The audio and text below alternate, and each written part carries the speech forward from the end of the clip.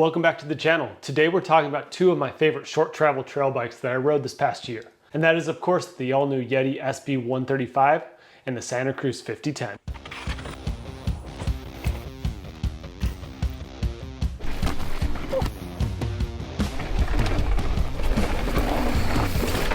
Before we get into it, please hit that subscribe button. And if you're looking for a 5010, please consider clicking through the affiliate links in the description for Jensen USA and evo.com. According to YouTube, 85% of you are still not subscribed, so please do me a favor and hit that button.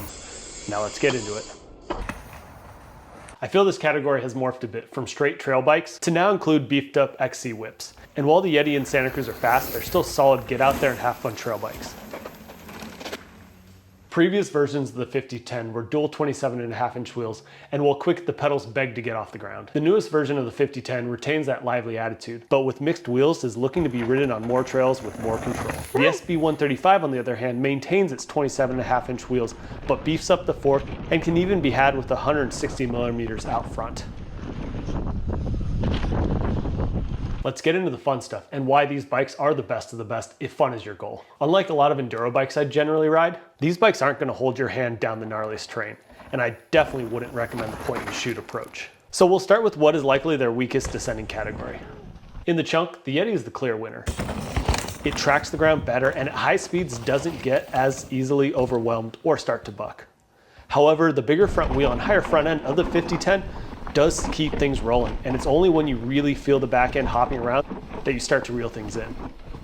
I would say it's a draw here, but the Yeti feels a touch more balanced.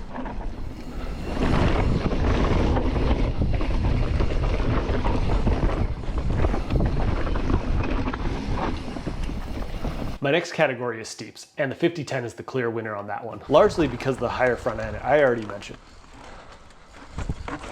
Slow speed steeps, they both do a great job of tracking the ground under heavy braking, with the Yeti being just barely better.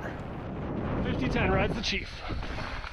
I'd have full confidence in both these bikes, but may hesitate to guinea pig a new move.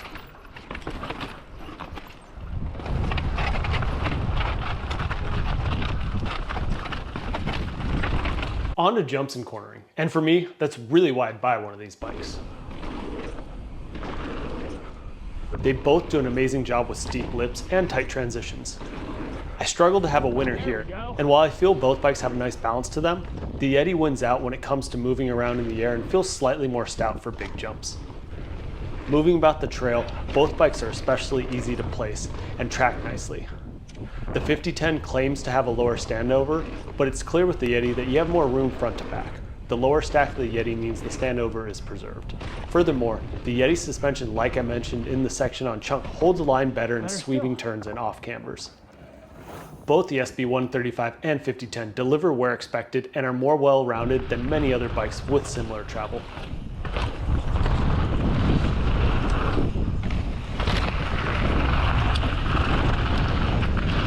Climbing may be where you expect both these bikes to excel, and they do. But let's talk about specifics. While both of them climb well, I prefer the body position of the Yeti. It's weighted well and has a little more stretch to the cockpit, which I like. If you're looking for a more upright ride, the 5010 is great without sacrificing efficiency.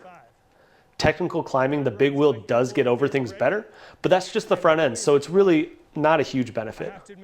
Both bikes feel light at the pedals and are very capable climbers.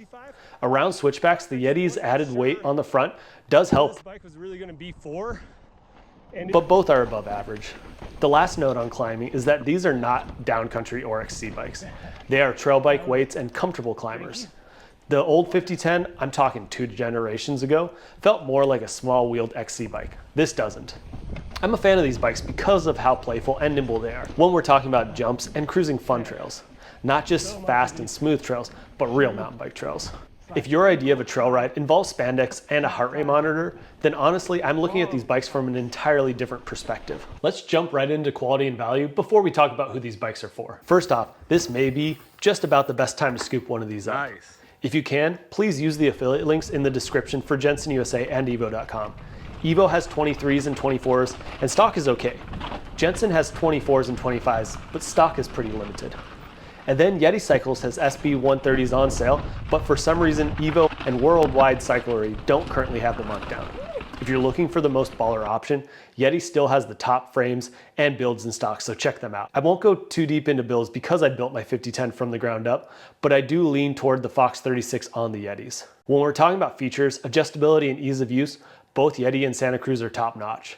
They have some of the best finishes on the market and the attention to detail is unparalleled. Santa Cruz gives you the in-frame storage and Yeti gets cable clamping ports, but we're splitting hairs there. They both have internally routed cable tubes, threaded BBs, and no weird standards, so you should be able to keep them going without a problem. Both brands also seem to stick with the ethos of this is how it should be. And Santa Cruz has a flip chip, but with minimal change. And while Yeti offers the lunch ride build with more fork travel, I find the benefit to be the brakes and suspension rather than that extra 10 millimeters.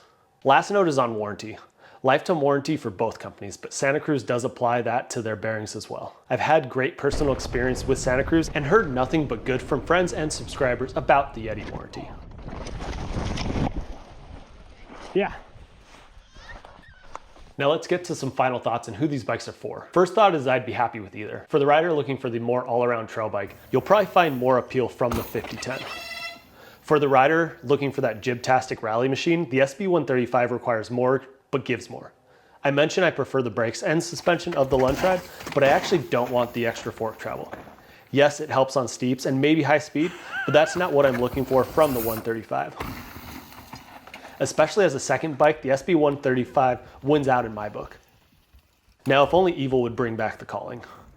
Sizing is another big difference. For me at 5'11", I could go medium or large and be pretty happy. But if you're tall or real tall, the 5010 has a lot more room at that end. On the other end, the smaller front wheel makes for a lot more standover on the extra small and small, as well as more standover front to back. This helps not just for fit, but for playing around with the bike and was something I noticed even though the large on paper has less standover. Smaller riders are where the lunch ride may make the most sense. It begins to feel more like an all-mountain trail bike at that point rather than a short travel ripper. And if you want capability but your inseam can't handle a 29er, it's a great alternative. If you're looking for a fun trail bike with an emphasis on fun, then look no further. The Santa Cruz 5010 and Yeti SB135 deliver smiles for days. Thanks for watching and please subscribe. Check out Jensen USA, Eva.com, Yeti Cycles, and the other affiliate links on my channel's page. It goes a long way to keep the channel going. Now get out there, go fast, and take chances. See you next week.